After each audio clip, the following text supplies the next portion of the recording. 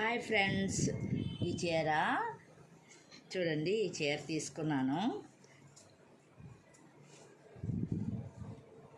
ఈ చీర మీద బ్లౌజు క్లాత్ ఇది ఇచ్చాడనమాట. ఈ కలర్ ఇచ్చాడు. ఈ బ్లౌజ్కి నేను స్టిచ్చింగ్ చేసి మీకు చూపిస్తున్నాను. ఇదిగోండి, రెడ్ పైపింగ్ వేసాను. Piping bundles తెచ్చేసుకుంటున్నాను.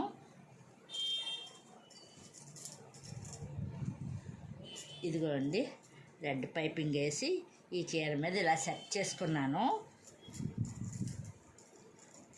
నేనే స్టిచ్చింగ్ చేసుకుంటున్నానండి. నా స్టిచ్చింగ్ కూడా చూస్తారనేసి ఎప్పుడో చిన్నప్పుడు నేర్చుకున్నాము స్టిచ్చింగ్ అన్నది.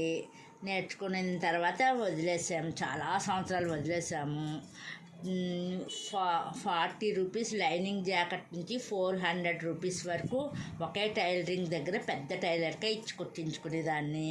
అక్కడ వర్కర్స్ మారారో మరేంటో తెలియదు, కానీ అస్సలు బ్లౌజ్ కుదరలేదు. రెండోసారి ఇచ్చినా కుదరలేదనమాట. ఇంకా నేను 4 ఇయర్స్ బ్లౌజుల మీద కాన్సన్ట్రేషన్ చేయక పాత బ్లౌజులను రెడీమేడ్ బ్లౌజులే వేసుకునేదాన్ని. కానీ నా చేతిలో వర్క్ ఉండగా ఎందుకో ఈజీగా కుట్టాను. ఒకటి మామూలుగా చాలా సంవత్సరాలకి కుట్టిన తర్వాత పక్కన ఆవిడ చూసి, మీ కటింగ్ బాగుంది, మీరు మా అందరికీ కుడితే మీకు ఇంకా చేయి తిరుగుతుంది, మీరు ఎలాగైనా మాకు కుట్టాలి ఇది అది అంటే చిన్నగా ఇద్దరికి కుడుతూ నేను కుట్టుకోవటం స్టార్ట్ చేశాను.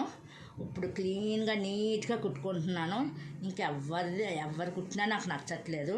నేను కుట్టుకుంటేనే నాకు బాగుంటున్నాయి అనిపించి ఇంకా నేను టైలరింగ్ అంతగా చెయ్యకపోయినా నా బ్లౌజులు నేను హ్యాపీగా కుట్టుకుంటున్నాను. మీకు నచ్చింది అనుకుంటున్నాను. నా బ్లౌజ్ స్టిచ్చింగు ఇన్నర్ పైపింగ్ వేసుకుంటున్నాను. ఇన్నర్ పైపింగ్ వేయవలసిన చోట ఇన్నర్ పైపింగే వేసుకుంటున్నాను. మామూలుగా కొన్ని క్లాతులు కుదరవు, ప్లెయిన్గా లైనింగ్ క్లాతులు కాకుండా మామూలు క్లాతులు అయితే కుదరవు. పైపింగ్ లేటు అలా కుట్టుకుంటున్నాను. ఇప్పుడు ఈ చీర మీద ఈ బ్లౌజ్ బాగుంటుంది అనుకుంటున్నాను అండి. వాళ్ళు ఇచ్చింది అదే, ఇందులో క్లాత్లో వచ్చిందే, నాకైతే నచ్చింది.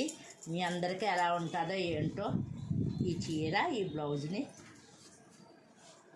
లైక్ చేయండి, నచ్చితే సబ్స్క్రైబ్ చేయండి, మెసేజ్ పెట్టండి. ఓకే అండి. చీరలు జాకెట్లు నావి ఎలా కుట్టుకున్నాయి చూపిస్తూ ఉంటాను. నా వీడియోస్ లైక్ చేయండి ప్లీజ్.